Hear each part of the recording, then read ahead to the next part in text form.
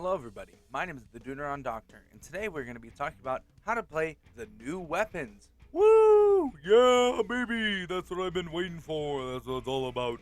Woo! Anyways, this is the 2.0 update. Things are going to go a little bit differently for these new weapons. Not the new kits. We will be covering those, but that's going to be on a different series called Kits, or something like that. We're trying to figure it out currently.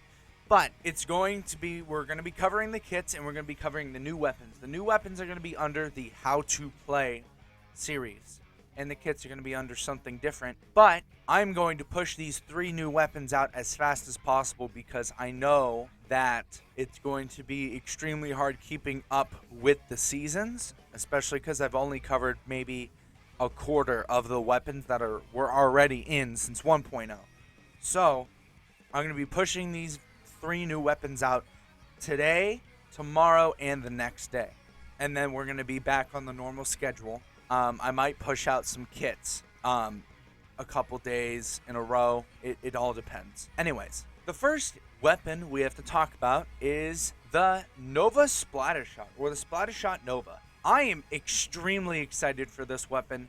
I saw it in the trailer, and I was like, I'm not sure if I'm going to like it, but I played it, and honestly, it's my favorite weapon out of all of them. It's got the fire rate of the Splattershot a little bit faster, kind of like in between an N-Zap and a Splattershot, which is great. It's got a little bit longer range than a normal Splattershot, which is great. It's not as long as the Pro, but it's good. It is a 5-hit kill, which does ruin it in terms of kill time. It's not going to kill your enemies faster than a lot of weapons that are currently in the game. But I think it has a lot of uses. I think it's very, very, very useful. So, in general, the way to use the Splattershot Nova is going to be, it's a frontline, but a support as well. How I'd classify it is a supportive frontline. That's basically what it is. It's great. I love it. The playstyle is amazing. Basically, all you have to do is try to kill enemies while staying behind the front line. So, you're in between front line and support. You're the supports are in the middle, okay? Back lines are in the back. Front lines are in the front.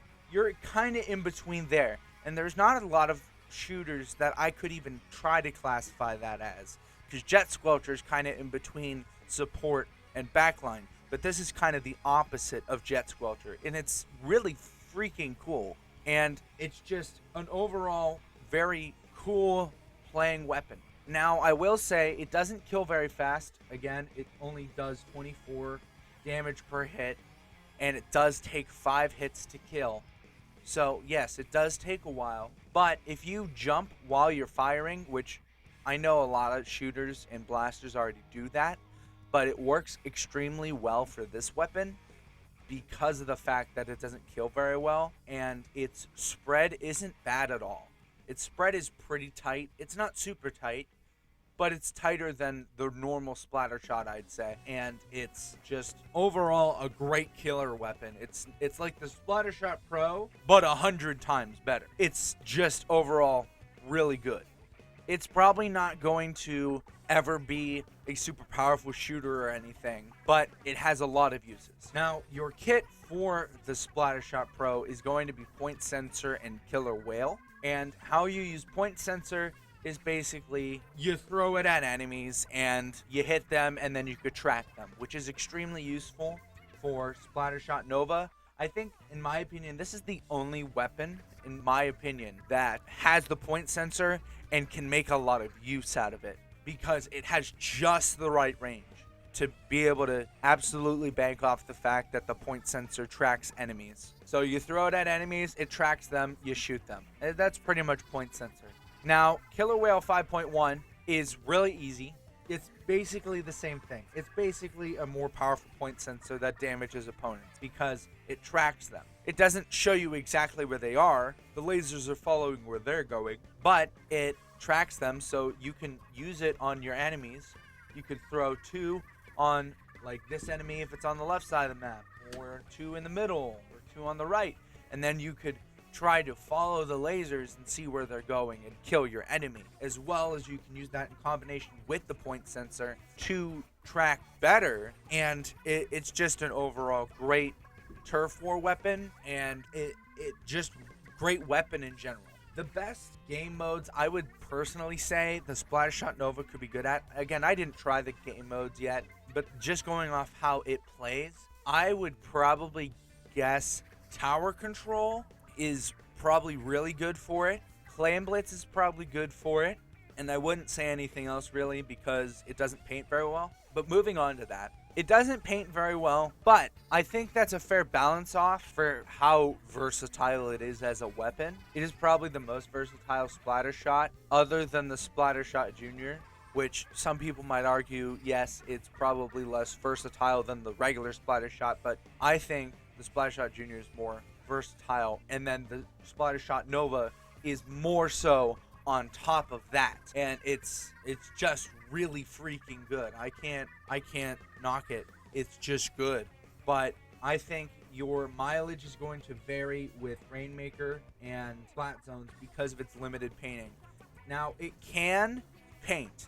Don't get me wrong, it can paint. It's a splatter shot. Of course it can paint. But is it a amazing painter? No. Is it better than the Splattershot Pro? Definitely. Is it better than the Splattershot? Yeah, probably. I'd say it's better than the Splattershot. So it can create very decent paths, but it takes a minute, or you have to aim down while you're firing straight. You have to slowly go down to make a better path because its bullet spread doesn't really allow it to make a perfect path. Now, I get that most weapons can't really create a perfect path, but it's going to be hard for you to be able to exit a bad situation if you have the chance to get in it, which you should see on the gameplay.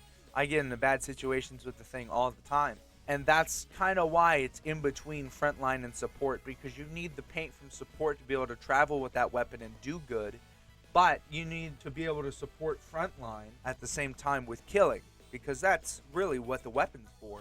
So I personally would try to stick, where it's intended. But if you want to be more adventurous and try to kill your enemies, I would try to make your paths, making your paths consistent as a player. The best gear for the weapon is probably going to be, I would say, Inksaver main, because that's usually my normal pick for most weapons. But the reason I'm not saying Inksaver main for this weapon is only because of the fact that it's just super ink efficient. It doesn't need it. So, with that explanation for Inksaver main out of the way, let's start with our first ability that's really good for Splattershot Nova, which is going to be Swim Speed Up. And the reason for this is because of the fact that it is not slow, it's average swim speed, but because of the position you're in between frontline and support, you're going to need that swim speed to be able to keep up with both. The next piece of gear that I would recommend for it is going to be ink resistance. And the reason for that is because of the fact that it can't really make paths too well. So if you're in a pickle and you need to get out, ink resistance and swim speed up, both really, are going to help you get out of there faster. I would also recommend bomb defense or sub defense up, because a lot of people are going to target you, just not even on purpose, just out of the position you're in, because a lot of bombs, because front lines move around so much, they're going to land by you. So you're going to need to have some protection against that. The next ability is an ability I thought I'd never, ever, ever recommend for a weapon, but finally, a weapon that I can finally recommend, my personally favorite ability, Opening Gambit. It is, I think, is going to be amazing for Opening Gambit, only because of the fact that it just enhances its swim speed and run speed, and it lets it be a lot more mobile at the beginning of the game, where it's going to matter, it matters at the beginning and at the end of the game. And this is one of those weapons that can actually take advantage of Opening Gambit, finally. A weapon that can. It's crazy, I know. The next one is going to be Last Ditch Effort, which is weird because I never have ever recommended Opening Gambit and Last Ditch Effort on a weapon. But I think both are great for it because it's just good. And it lets you paint more at the end without having to refill.